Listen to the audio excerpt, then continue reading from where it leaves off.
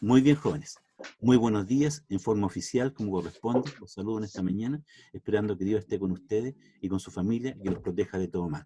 Para dar inicio a esta clase, en primer lugar vamos a orar a nuestro Dios. Los invito cordialmente a que inclinemos nuestra cabecita y pongamos atención a la oración. Señor y Dios que moras en los cielos, te damos gracias en primer lugar porque tú nos das la vida, nos das la salud, la posibilidad de estar, Señor, estudiando a través de esta forma, de esta plataforma que tenemos, Señor. Queremos que tu paz, tu bendición esté con cada uno de nosotros, que tú protejas a cada hogar, a cada familia representada en esos hogares, que tú nos puedas cubrir, Señor, con tu manto protector, con tus alas protectoras. Rogamos, Señor, que tú también nos puedas acompañar en el conocimiento, en los aprendizajes de las distintas asignaturas. Que tu paz, tu bendición esté con nosotros. Te lo pido sin mérito alguno, solamente por los méritos sagrados de Cristo Jesús. Amén. Muy bien, jóvenes. El objetivo de esta clase, en primer lugar, es poder conocer y comprender dos sistemas de gobiernos que son muy comunes durante la Edad Moderna. Ya estoy hablando de la monarquía absoluta y de la monarquía parlamentaria. Son dos sistemas de gobierno que se implementan en Europa, ¿verdad?, durante la Edad Moderna. Vamos a establecer alguna diferencia entre ellos, por supuesto. Vamos también a hablar un poquito de lo que es el mercantilismo, ¿ya? Como tema central. Vamos a introducir un poquito en la reforma religiosa al final, y ahí vamos a dar la última actividad de clase, que es importante que ustedes también la tengan, que yo se la voy hoy día a mandar para que puedan trabajar entre hoy día, mañana o ya el lunes, si ustedes estiman conveniente. Esa sería la actividad número 5. ¿Ya? Obviamente apoyándonos en el texto y apoyándonos en nuestro cuaderno. Todo lo que sea tarea, actividad, trabajo, ustedes lo pueden también completar en su cuaderno. Esa es la idea, y cuando volvamos a clase, si Dios quiere, yo voy a empezar a revisar las actividades que cada uno desarrolló, tanto en las guías como en los cuadernos, ¿verdad? Así que vamos a empezar la clase como corresponde, ¿ya? Entonces, la monarquía absoluta, para que usted tenga claro, la monarquía absoluta es un sistema de gobierno a cuya cabeza está el rey, ¿ya? El rey es la autoridad máxima, ¿ya? El origen del poder del rey es hereditario, y según la teoría de origen divino, el poder del rey viene de Dios. Por lo tanto, hay una teoría que respalda también el sistema de gobierno monárquico, ¿ya? Es decir, yo soy rey porque Dios me estableció como rey. Y como me estableció a mí como rey, posteriormente también va a establecer como rey a mi hijo.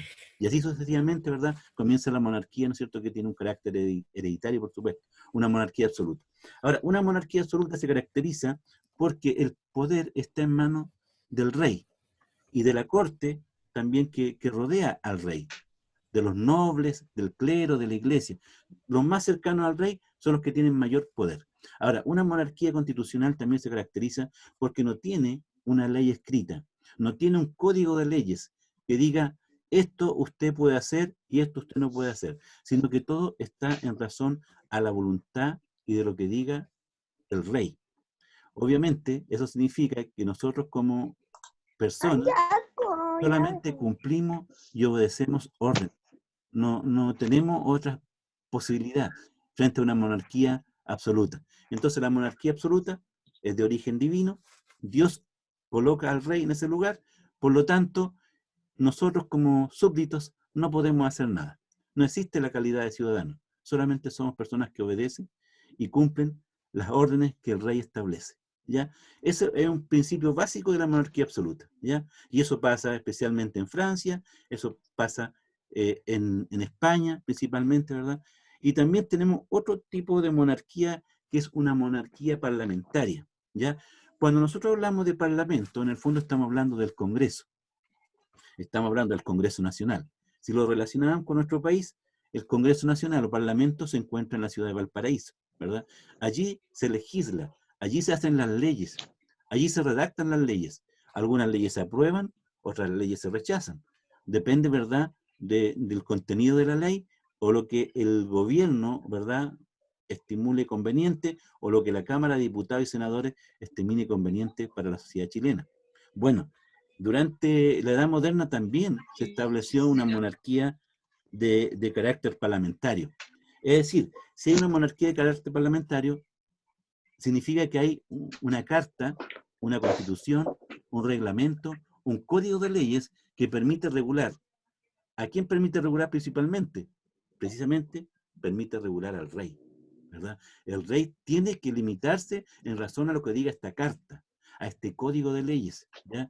Por lo tanto, ya estamos estableciendo una tremenda diferencia. Una monarquía absoluta no tiene códigos, no tiene leyes para el pueblo.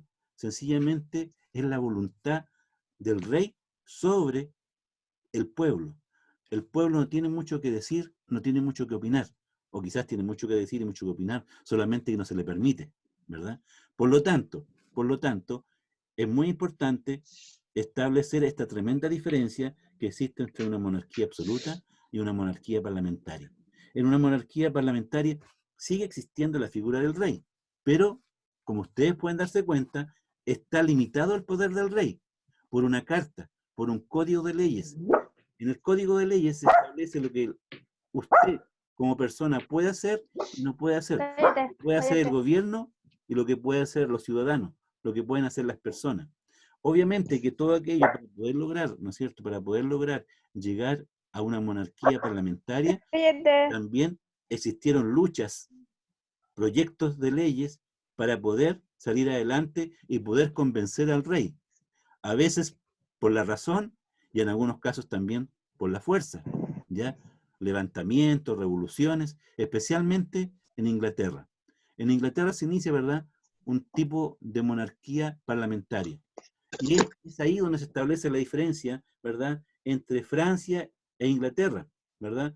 Porque como ustedes bien saben, la Edad Moderna termina con la Revolución Francesa, ¿verdad? Y nosotros podríamos decir, ¿y por qué no tenemos la Revolución Inglesa? Claro que hay algunas revoluciones también en Inglaterra, pero son revoluciones más moderadas, en el sentido que se trata de buscar un consenso entre los distintos grupos sociales y el rey para tener un sistema de gobierno que sea más equitativo, que sea más justo, que sea más igualitario. Eso es lo que busca una monarquía parlamentaria, que haya mayor participación y que exista una cámara. ¿Ya? Ustedes saben que en Inglaterra existe una cámara, ¿verdad? Está la Cámara de los Lores, está la Cámara de los Comunes. Y eso es el Parlamento.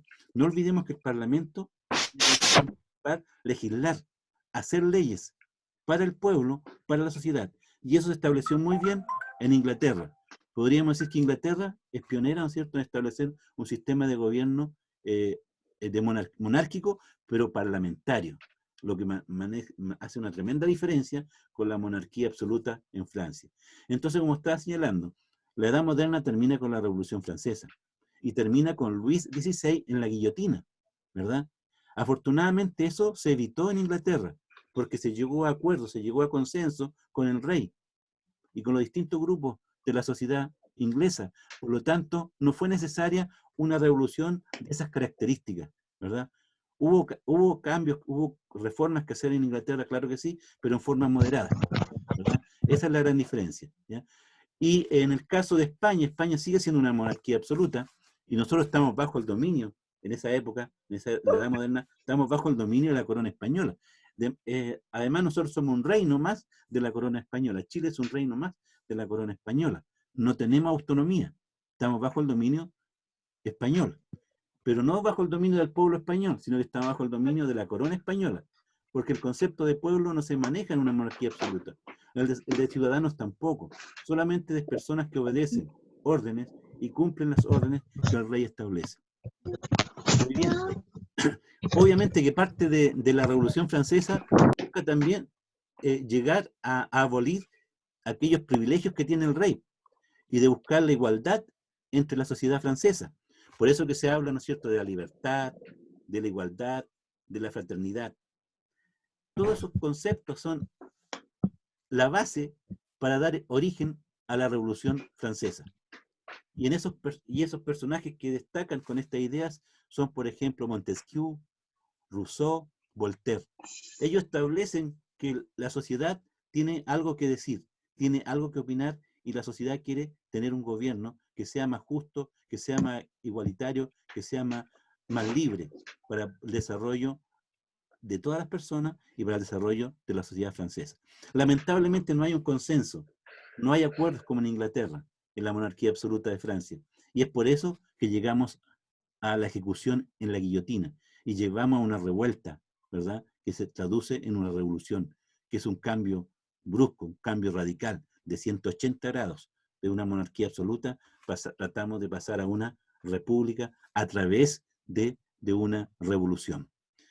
Afortunadamente, como acabo de señalar, en Inglaterra no fue así. En Inglaterra fue todo más moderado y se llegó a un consenso. Así que le pido, jóvenes, que presten mucha atención a la clase y que por favor no coloquen otras imágenes, ¿ya? Para que yo pueda seguir haciendo la clase. Así que eviten colocar imágenes que no corresponden, ¿ya? Para yo poder hacer la clase como corresponde. Sí, avisen a sus compañeros, ¿ya? Saquen algunas imágenes que están en la pantalla, por favor, para poder yo seguir con la clase, ¿ya? Así que al lado derecho también tengo acá abajo, tengo acá un dibujito que por favor lo puedan sacar. Bueno, entrando de lleno ya a esto, también es importante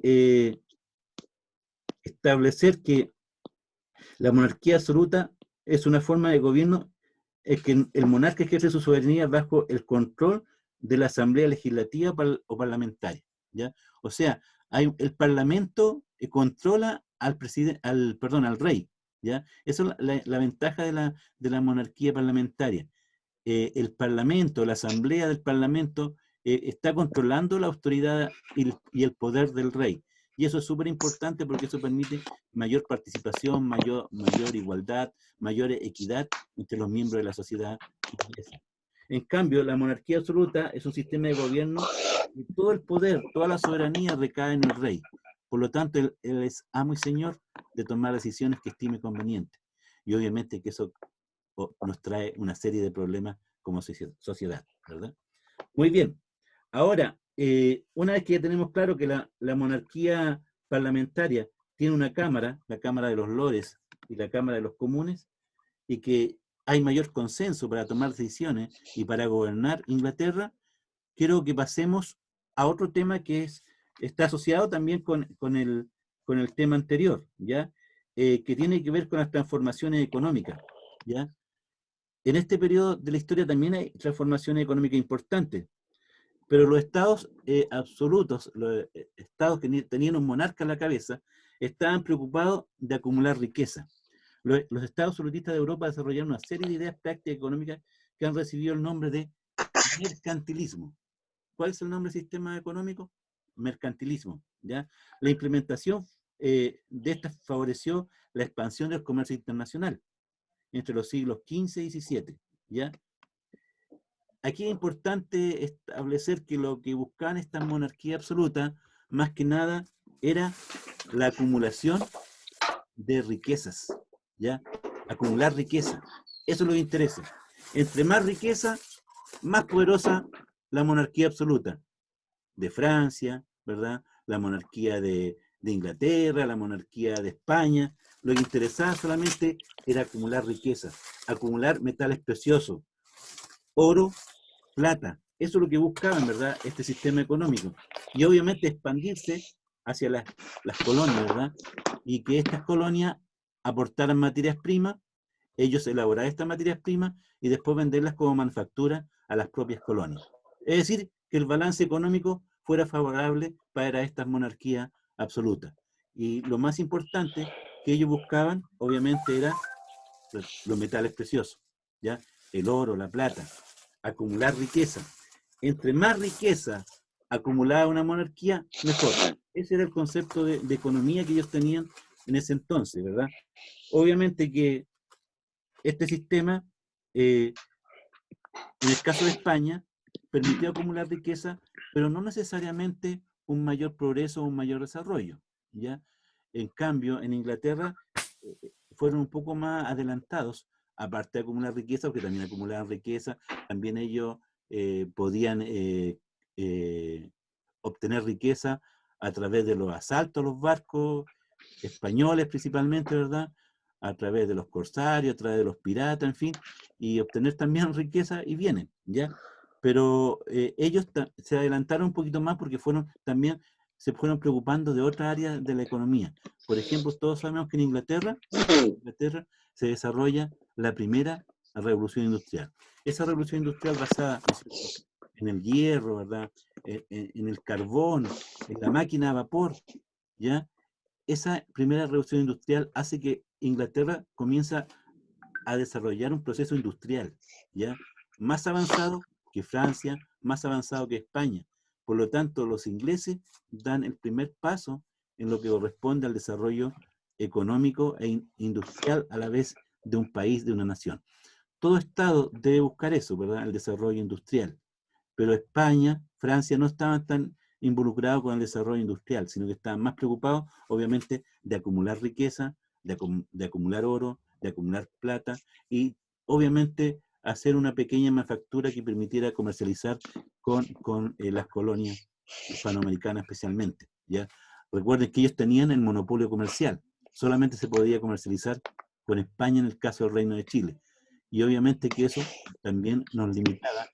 El monopolio comercial va a ser una de las causales también del proceso de independencia de las colonias hispanoamericanas. Vamos entrando de a poco, ¿no es cierto?, lo que es, ahí vamos más o menos conociendo en parte lo que es el mercantilismo. ¿Ya? La monarquía absoluta, la monarquía parlamentaria, el mercantilismo, y ahora quiero que brevemente podamos entrar también en lo que es la reforma religiosa. En el siglo XVI se produce una reforma religiosa, es decir, el mundo cristiano se divide en dos. Tenemos el mundo protestante y el mundo católico. Y esta reforma la lleva adelante Martín Lutero, como ustedes bien saben, ¿ya? No fue un proceso, podríamos decir, moderado, no fue un proceso pacífico, sino que también fue un proceso violento. Varias guerras se desarrollaron en torno, ¿verdad?, a esta reforma religiosa. Por un lado los católicos y por otro lado, ¿no es cierto?, los protestantes, ¿ya? Incluso el propio Martín Lutero tuvo que huir, tuvo que refugiarse para protegerse, ¿verdad?, de la persecución de la Iglesia Católica, ¿ya? Y nosotros también tenemos que tener claro que en este periodo de la historia también está funcionando el Tribunal de la Santa Inquisición, ¿verdad?, que también persigue a aquellos herejes o a aquellas personas que están en contra de la Iglesia primitiva, de la Iglesia universal o de la Iglesia católica. Las atrocidades que se cometen son bastante grandes, ¿verdad? En la clase anterior les dije que ojalá ustedes pudieran verificar algunos videos, ¿verdad? Pudieran revisar algunos videos sobre los métodos de tortura que tenía, ¿no es cierto?, el Tribunal de la Santa Inquisición. Sin embargo, al margen de la guerra, al margen de las persecuciones, finalmente triunfa la reforma religiosa. Triunfa, ¿verdad?, la reforma protestante. Y se establece en el mundo, hasta el día de hoy, tenemos el mundo cristiano dividido entre católicos y protestantes, ¿verdad? Ahora ustedes podrán decir, profesor, y bueno, ¿y cuál era la doctrina de Martín Lutero? Martín Lutero tenía una doctrina bien clara, bien específica. El hombre solo se salva por la fe en Jesucristo y a través de la observancia de la Sagrada Escritura. No hay un intermediario, ¿ya? La Iglesia Católica coloca un intermediario, que es el Papa. Acá en el mundo protestante no existe un Papa. El que interviene entre Dios y los hombres es Jesucristo. ¿Y dónde está la base de esta doctrina? En la Sagrada Escritura, ¿ya? Por lo tanto, ese es el referente que tiene Martín Lutero y no hay otro, ¿ya? Bueno, la Iglesia Católica responde a lo que está sucediendo con el tema de la reforma religiosa, responde muchas veces en forma violenta, quizás revisando en parte su ritual en razón a la forma en que desarrollan sus reuniones propiamente tal, pero sin embargo no es mucho lo que cambia, al menos la doctrina de la Iglesia Católica sigue siendo la misma, al margen de la que haga, ¿no es cierto?, Martín Lutero, pero al menos en la forma que hasta el día de hoy se realiza, ¿no es cierto?, una liturgia, una misa, más o menos sigue manteniendo el mismo orden y la misma forma. En cambio, el mundo protestante, ustedes saben que el mundo protestante se basa en la Sagrada Escritura, tiene como intermediario a nuestro Señor Jesucristo, ¿verdad? Y en los templos no se observan imágenes. Sí se pueden observar quizás versículos bíblicos, parte de la Biblia, pero no se observan imágenes, ¿verdad? Las imágenes quedan de lado. En cambio, cuando entramos a un templo católico, nosotros vemos que son impresionantes las imágenes que tenemos, ¿verdad? De nuestro Señor Jesucristo, ¿verdad? También tenemos imágenes de santos, y de hecho el santoral del calendario santoral tiene su origen, ¿verdad?, en la Iglesia Católica, ¿verdad? Los santos y todo aquello, ¿ya? Muy bien. Ahí vamos poco a poco pasando, ¿ya? Y a otro tema, ¿verdad? Y obviamente que estas ideas reformistas, estas ideas protestantes, se van difundiendo por Europa, ¿ya? Y se dice que los países más desarrollados, los más adelantados, que tenían otra visión sobre el trabajo, son los que adoptan estas ideas protestantes, ¿verdad? Esta doctrina protestante, y son los países que se van desarrollando en forma más rápida también, ¿verdad? Obviamente que esta reforma religiosa trae serios conflictos en el bando católico y el bando protestante. Incluso se desencadenan algunas guerras, ¿ya? Por lo tanto, no fue un proceso pacífico, fue un proceso bastante fuerte, bastante violento en algunos aspectos, ¿verdad? Y muchos protestantes fueron perseguidos, ¿ya? Por tratar de llevar adelante la doctrina de Martín Lutero, ¿verdad? La doctrina protestante. No fue una tarea fácil, ¿ya? Bueno, en nuestro país está pasando algo similar, ¿ya? Quizás más marcado en el mundo católico, pero también ya lo que pasa en Europa, de alguna forma también va llegando a América Hispana. Esos son los temas como más relevantes que estamos tratando a continuación, ¿verdad? En esta clase, ¿ya? Finalmente, después de toda esta guerra religiosa, se llega a un punto, ¿verdad?, de aceptación de ambas partes, de que tanto el mundo católico como el mundo protestante puedan coexistir simultáneamente. Y hasta el día de hoy es así, ¿verdad? El mundo católico y el mundo protestante subsisten y se manifiestan de distintas formas desde el ámbito religioso, del ámbito espiritual, ¿ya? Claro que obviamente tienen como hilo central a un Dios creador, que eso es muy importante, ¿verdad? Que Dios es el que dirige, ¿no es cierto?, al mundo cristiano. Eso no lo podemos perder de vista, ¿ya? Muy bien. ¿Alguien quiere opinar alguna cosa, intervenir en la clase? ¿Alguna opinión? ¿Alguna consulta? Quiero que en estos pocos minutos que nos quedan podamos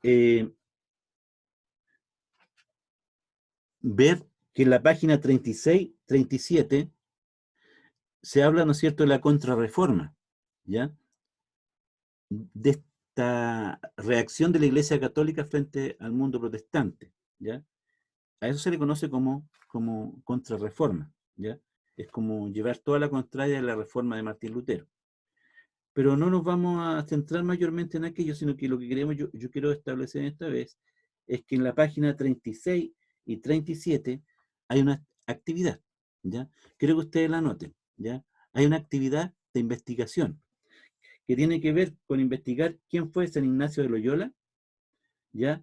Responder por qué la Compañía de Jesús se consideró como reformadora de la Iglesia, cuál fue el rol de los jesuitas incluso en la actualidad, qué figuras relevantes los jesuitas conocen en la actualidad, qué rango tiene, qué impacto han generado en la Iglesia, ¿ya? Esas preguntas están en la página 37, pero involucra la página 36 y 37, ¿verdad? Entonces, estimados jóvenes, nosotros estamos viviendo un proceso que es muy importante, ¿ya? De la edad moderna. Estamos viendo el tema, ¿no es cierto?, de la monarquía absoluta, de la monarquía parlamentaria. Estamos viendo el tema incluso de la primera revolución industrial, ¿verdad? Estamos viendo el tema cómo Martín Lutero lleva adelante el proceso de la reforma protestante, propiamente tal, o la reforma religiosa que se conoce en el siglo XVI, los problemas, dificultades que existieron para llevar adelante esta reforma religiosa, la reacción a la vez de la Iglesia Católica frente a esta reforma religiosa, y cómo también todo aquello impacta en la sociedad de la época. Es decir, podemos decir que hay dos bandos, un bando católico y un bando protestante. Fue difícil al comienzo, fue muy difícil, ¿verdad? Poder que existiera un consenso entre aceptar al mundo católico y al mundo protestante, y el mundo protestante aceptar al mundo católico. Afortunadamente, con el correr del tiempo, eso se fue moderando fácilmente, ¿verdad? Y eso ha permitido, ¿verdad?, que nosotros podamos coexistir, siendo cristianos, con la religión católica y la religión protestante. Obviamente sabemos que dentro de la religión católica pueden haber algunas subdivisiones, dentro del mismo movimiento protestante también hay algunas subdivisiones, por lo tanto, no es que sea tan homogéneo todo el sistema dentro del mundo católico como del mundo protestante. Hay distintas denominaciones ya en el mundo protestante, y dentro del mundo católico también hay algunas variaciones en algunas manifestaciones, ¿verdad? Que pueden ser similares al mundo católico o que puede ser parecido al mundo católico, pero también hay algunos matices, algunas diferencias, ¿ya? No existe, podríamos decir, que cada línea, tanto protestante como católica, tengan una sola línea, sino que hay varios matices dentro del mundo protestante y dentro incluso del mundo católico, que es un poco más universal, pero igual hay algunos matices, algunas diferencias, que es importante tener en consideración. Muy bien. Entonces, no olvidemos que estamos dentro de la Edad Moderna, y la Edad Moderna es un periodo antropocéntrico, en que todo gira en torno al hombre. Por lo tanto, el hombre ya empieza a cuestionar la realidad, la sociedad, el mundo que le toca vivir, y se empieza a aplicar, un método científico, ¿ya? Es decir, el método científico lo que busca es que a través de la observación, a través del análisis, llegar a la verdad absoluta en algunos temas, especialmente algunos temas científicos, ¿verdad? Recuerden que René Descartes decía, solo se acepta como verdadero aquello que está de acuerdo con la razón. Lo que sí es importante señalar que siempre la sociedad en general, en su conjunto, independiente de la época que le corresponde vivir, tiene que buscar un punto de encuentro, un punto de equilibrio, ya sea en mi visión del mundo, ya sea en la visión que tengo de Dios, en la visión de mi forma de vida, en la visión de la forma de gobierno que quiero para mi Estado, para mi nación. Tienen que buscarse puntos de consenso, puntos que nos lleven a un equilibrio, porque la sociedad tiene que vivir en un permanente equilibrio. Tenemos que tratar de buscar una forma armoniosa de vivir, ¿ya? Y al comienzo no fue fácil, en los tiempos modernos no fue fácil. Quizás podríamos haber evitado, yo le hago la siguiente pregunta, ¿podría Luis XVI haber evitado la tragedia de él y de su familia y sus colaboradores? Yo creo que sí, ¿ya? Por eso es importante que la historia nos muestra el pasado de la humanidad, nos explica nuestro presente y también nos proyecta hacia el futuro. ¿Podría haberse evitado una guerra religiosa? ¿Podrían haberse evitado varias guerras religiosas? ¿Podría haberse evitado un enfrentamiento entre católicos y protestantes? ¿Podría haberse evitado, ¿no es cierto?, que Luis XVI hubiera llegado a la guillotina junto a su familia, junto a sus colaboradores? Yo creo que cuando hay voluntad, todo se puede lograr. La idea, ¿verdad?, de la historia es que nosotros busquemos puntos de encuentro. En nuestro país también necesitamos puntos de encuentro en este momento que estamos pasando. Por eso que la historia nos enseña, nos explica nuestro presente y nos proyecta hacia el futuro. ¿Qué cosas del pasado de la humanidad nosotros podemos aprender para que nos ayuden a tener una mejor sociedad? Son preguntas que yo les dejo a ustedes como interrogante. ¿Qué puede hacer usted? ¿Cuál puede ser su aporte? ¿Usted tiene derechos? Sí, todos tenemos derechos, pero también tiene deberes. También tiene deberes. No debe olvidar que usted también tiene deberes que cumplir con su familia, con su persona, con su sociedad. Y usted como estudiante tiene deberes, hacer sus tareas, cumplir con sus obligaciones también y cumplir con sus padres. Por lo tanto, todos tenemos derechos, todos tenemos deberes que cumplir al mismo tiempo. No nos creemos solamente en los derechos, también tenemos deberes que cumplir. Que Dios los acompañe, estimados alumnos. Me despido de ustedes, que tengan unas lindas vacaciones y que vayan desarrollando sus tareas, sus obligaciones, sus guías como estudiantes, a la brevedad posible. Un saludo para todos. Que Dios los pueda bendecir grandemente. Ojalá nos podamos ver en otra oportunidad. Descanse, cuídese junto a su familia, ¿ya? Yo les mando un saludo a ustedes y a todas las familias, ¿ya? A todas sus familias que están representadas, a cuidar.